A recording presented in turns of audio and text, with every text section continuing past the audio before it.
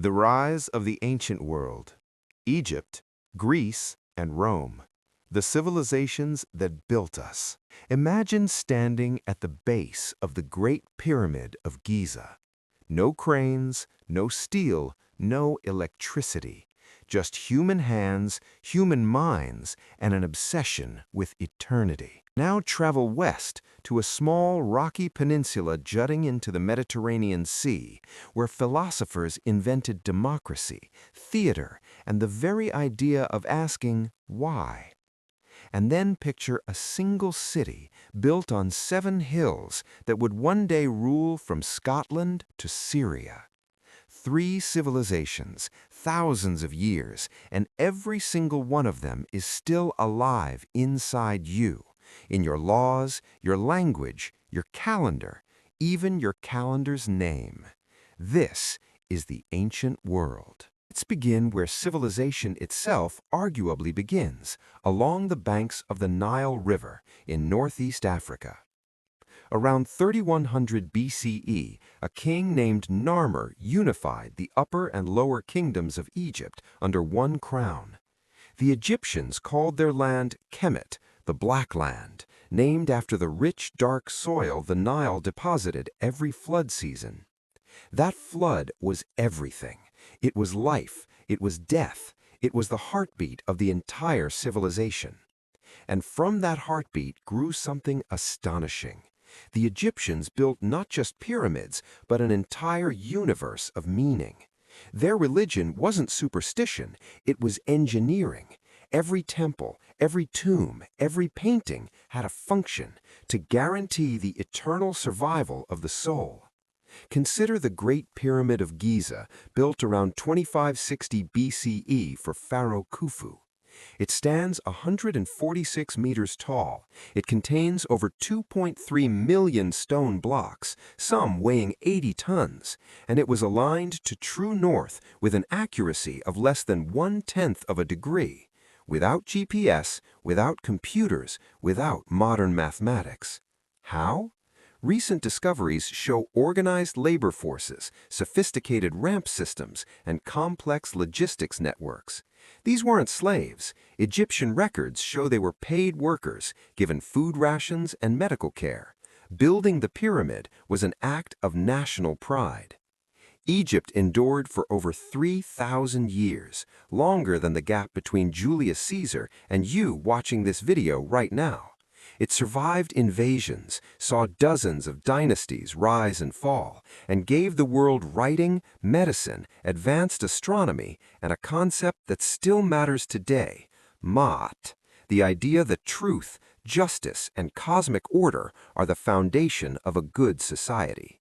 Not a bad legacy for a civilization that started with mud bricks and a river. If Egypt gave the world permanence, Greece gave it questions. Greece wasn't a unified empire. It was a patchwork of fiercely independent city-states, each with its own laws, its own gods, and its own intense opinion about everything. Athens, Sparta, Corinth, Thebes. They competed, they fought, they colonized the Mediterranean from Spain to the Black Sea, and somehow, in the middle of all this chaos, they invented Western civilization.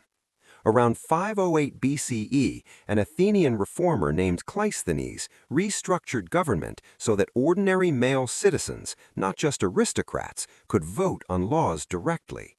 This was radical, this was dangerous, and it was the beginning of an idea that would take another 2,000 years to fully spread around the world. But Athens wasn't just a political experiment, it was an intellectual explosion. Socrates walked the agora, questioning everything he could find. His student, Plato, wrote it all down and added his own theory of ideal forms.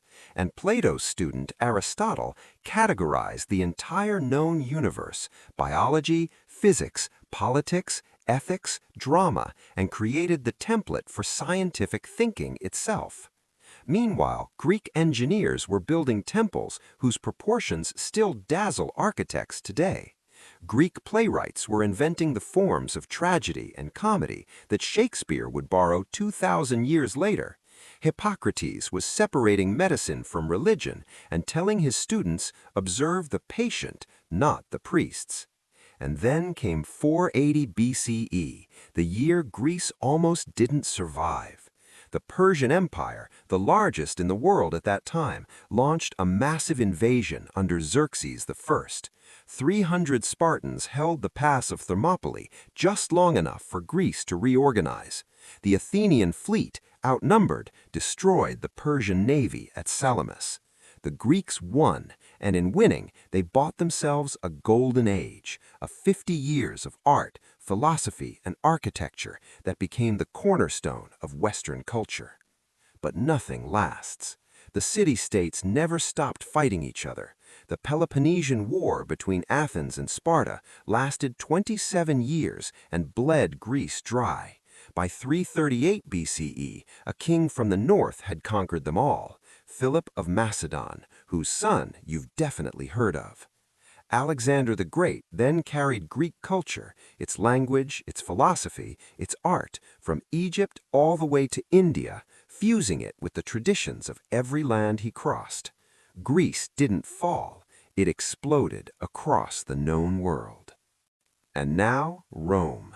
If Greece asked why, Rome asked how. How do you build a road that lasts 2,000 years? How do you supply a city of 1 million people with clean water? How do you govern a territory stretching from the Scottish Highlands to the Persian Gulf with no internet, no trains, and no phones? The Romans figured it out. Rome began, legend says, in 753 BCE, founded by Romulus on the banks of the Tiber. For centuries, it was a small kingdom, then a republic governed by a senate and elected magistrates. The Romans borrowed Greek philosophy, Etruscan architecture, and ideas from every culture they conquered, and then they improved everything. Take the aqueducts. Roman engineers built over 400 kilometers of aqueducts feeding the city of Rome alone, delivering 1 million cubic meters of fresh water every single day. Some of these structures are still standing, some are still functional. Take Roman law, a legal code so sophisticated that it became the foundation for the legal systems of France, Spain, Italy, Germany, and dozens of other nations. If you've ever signed a contract, sued someone, or inherited property, you're living inside a Roman legal framework. The Republic became an empire in 27 CE when Augustus Caesar transformed Rome's government without technically destroying it. He called himself princeps, first citizen, not king, never king. Romans hated kings. For 2 centuries, the empire largely thrived. The Pax Romana, Roman peace, gave the Mediterranean world 200 years of relative stability, trade, and infrastructure. Roads connected every corner of the empire. Latin spread as a common language.